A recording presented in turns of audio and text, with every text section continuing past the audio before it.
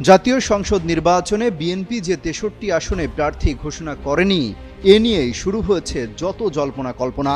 বিএনপির একাধিক সূত্র বলছে এর একটা বড় অংশ মিত্র দল ও জোটগুলোর শীর্ষ পর্যায়ের নেতাদের জন্য ছেড়ে দেয়া হতে পারে। বিএনপির নীতি নির্ধারণী পর্যায়ের একজন নেতা বিবিসি বাংলাকে জানিয়েছেন, মিত্র দলগুলোর বাইরেও জাতীয় নাগরিক পার্টি বা এনসিপি এবং ইসলামপন্থী কিছু দলের সঙ্গে তাদের আসন ভাগাভাগির প্রশ্নের আলোচনা চলছে। এসব দলের জন্য আসন ছাড় দিতে হতে পারে বিএনপিকে। এছাড়াও অনেক আসনে বিএনপির স্থানীয় পর্যায়ের বেশ কয়েকজন করে প্রার্থী হতে ইচ্ছুক এবং এসব এলাকায় দলের অভ্যন্তরীণ কোন্দলও মীমাংসা করা যাচ্ছে না। এসব কারণে ওই আসনগুলো খালি রাখা হয়েছে বলে বিএনপির একাধিক সূত্র জানিয়েছে। তবে দলটির মিত্র বা অন্য দলগুলোর জন্য শেষ পর্যন্ত কতটা আসন ছাড় দেবে তা এখনো চূড়ান্ত হয়নি বলে জানা গেছে। বিএনপির মিত্র একটি জোটের নেতা বিবিসিকে বলেন, তাদের কারো কারো আসনে ছাড় দেওয়ার ব্যাপারে বিএনপি ইঙ্গিত দিয়েছিল, কিন্তু তা চূড়ান্ত হয়নি। এখন আসন সমঝোতার আলোচনা হবে বলে তারা আশা করছেন।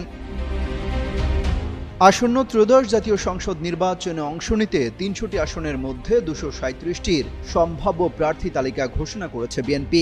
এই তালিকায় নেই বিএনপির স্থায়ী কমিটি ও কেন্দ্রীয় কমিটির বেশ কয়েকজন গুরুত্বপূর্ণ নেতার নাম।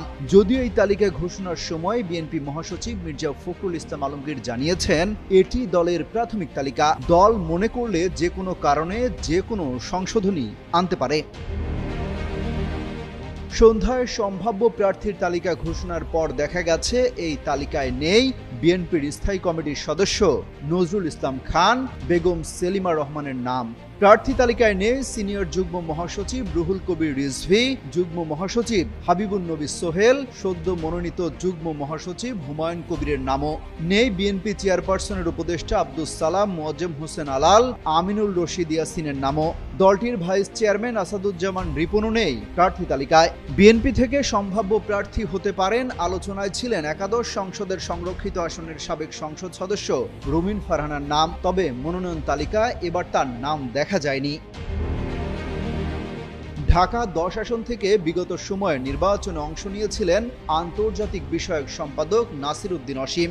এই আসনে একবার প্রার্থী হয়েছিলেন আরেক নেতা রবিউল ইসলাম রবি। তাদের দুজনের নামও নেই ঘোষিত তালিকায়। মাগুরা ২ আসন থেকে এবার দলীয় মনোনয়নের জন্য চেষ্টা চালিয়ে যাচ্ছিলেন আলোচিত নেতা ঢাকা মহানগর দক্ষিণ যুবলীগের সদস্য সচিব রবিউল ইসলাম নয়ন। তবে তিনিও বাদ পড়েছেন এই তালিকা থেকে।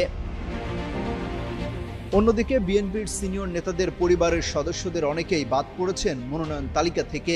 দলটির একটি সূত্র জানিয়েছে, আগে থেকে এক পরিবার থেকে একাধিক প্রার্থী না রাখার সিদ্ধান্ত ছিল দলের। অমিত হাসান রবিন, যুগান্তর নিউজ।